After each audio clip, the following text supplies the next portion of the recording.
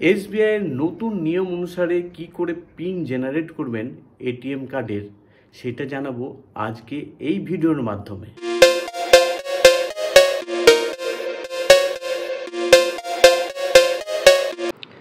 বাড়িতে যদি ATM card আসে আপনাকে যেটা করতে হবে প্রথমে সেটা হলো এসবিআই এটিএমে যেতে হবে।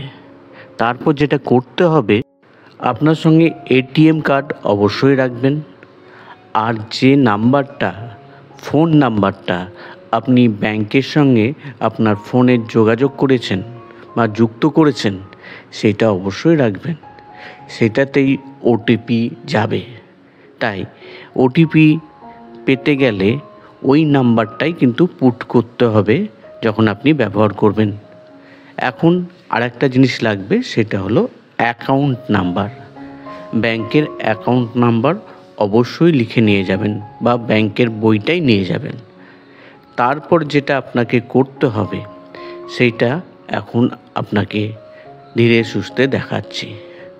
প্রথমে যেটা করবেন, এটিএম কার্ডটা নেবেন, এবার সেটাকে ইনসার্ট করবেন।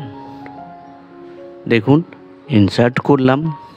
ইনসার্ট করার পর যেটা করতে হবে, এখন সেটা আপলোড হচ্ছে, রিমুভ করা যাবে না। এরপর যেটা আসবে সেটার জন্যে আপনাকে অপেক্ষা করতে হবে। অপেক্ষা করুন। এবার ইংলিশ ল্যাঙ্গুয়েজ না হিন্দি ল্যাঙ্গুয়েজে করবেন সেটা সিলেক্ট করে নিন। আমি ইংলিশ করে নিলাম। এবার পিন জেনারেট, এইখানে বাঁদিকে আছে যেটা পিন জেনারেট, সেইখানে ক্লিক করবেন। ক্লিক করার পর এখন যেটা করবেন সেটা হলো আপনার অ্যাকাউন্ট নাম্বারটা দেবেন। তারপর যেটা দেবেন রেজিস্টার ফোন নাম্বারটা দিবেন। এখন যেটা করবেন সেটা হলো খুব তাড়াতাড়ি এটা দিতে হবে, না হলে তারপর সিলেক্ট করতে হবে। তাড়াতাড়ি এর জন্যই বলা হচ্ছে, কারণ দেরি করলে কিন্তু এটা আপনার টাইম আউট হয়ে যাবে। তাই তাড়াতাড়ি করবেন। ফোন নাম্বার আর অ্যাকাউন্ট নাম্বার খুব তাড়াতাড়ি দেবেন। এখন আমরা ওয়েট করব। ওয়েট করার পর যেটা হবে সেটা আপনাদের সামনে বলবো। তো একটু সময় তো লাগবেই, তা একটু ওয়েট করুন। ওয়েট করার পর আপনারা যেটা দেখতে পাবেন সেটা হলো আমাদের ট্রানজ্যাকশান কমপ্লিট হলো। এখন একটা স্লিপ পেলাম। এতে আমাদের যেটা করতে হবে সেটা হলো 24 ঘন্টার মধ্যে আমাদের পিন আসবে, সেই পিনটা ব্যবহার করতে হবে। দিয়ে নতুন পিন সেট আপ করতে হবে, সেটা আমাদের রেজিস্টার মোবাইলেই আসবে। এখন চলুন আমরা আমাদের কার্ড বের করে নিচ্ছি। বের করার পর যেটা করব সেটা হলো আমাদের দেখুন পিন নাম্বার চলে এসেছে। আমাদের মেসেজ করে জানানো হয়েছে পিন নাম্বার। এখানে পিন নাম্বার কিন্তু ওয়ার্ডে লেখা থাকবে, যেমন ONE1 TOW2 এরকম 4টে অক্ষর লেখা থাকবে, যেগুলো ওয়ার্ডে লেখা থাকবে, সংখ্যায় লেখা থাকবে না। এটা ভুল করবেন না। পিন নাম্বার সবসময় ওয়ার্ডে লেখা থাকবে। এখন যেটা করব, এটিএম মেশিনে আমরা আমাদের কার্ড ইনসার্ট করব।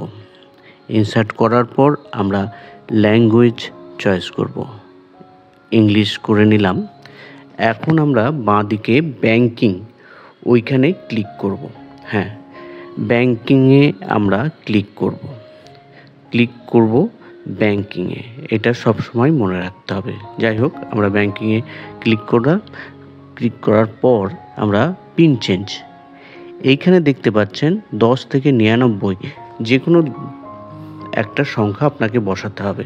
বসিয়ে নিন, দিয়ে আপনার ওয়ান টাইম যেটা পিন দেওয়া হয়েছে এখন সেটাকে বসাবেন। এরপর আপনার কাছে আপনার নতুন পিন নাম্বার যেটা আপনার ইচ্ছা হয় সেটা বসাবেন। সেই নাম্বারটাই এখন আমরা বসাচ্ছি। নতুন পিন নাম্বার এখন আমরা বসাবো। বসানোর পর ট্রানজ্যাকশান কমপ্লিট হলে আমরা রিমুভ করে নেব আমাদের কার্ডটা। ট্রানজ্যাকশান কমপ্লিট হলো, এখন আমরা রিমুভ করে নিচ্ছি। এইভাবে আমরা পিন নাম্বার করব। এরপর আমরা কার্ড ব্যবহার করে টাকাটা তুলে নিয়ে দেখব যে টাকা উঠছে কিনা। যে পিন নাম্বারটা আমরা নতুন করলাম সেটাতে টাকা উঠছে কিনা সেটা একবার দেখে নেব। আজকের এই ভিডিওটা আপনার কেমন লাগলো অবশ্যই জানাবেন। কোনো অসুবিধা হলে অবশ্যই মন্তব্য করবেন।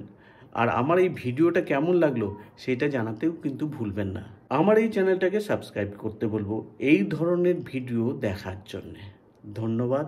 আবার নিয়ে আসবো আর একটা নতুন ধরনের ভিডিও।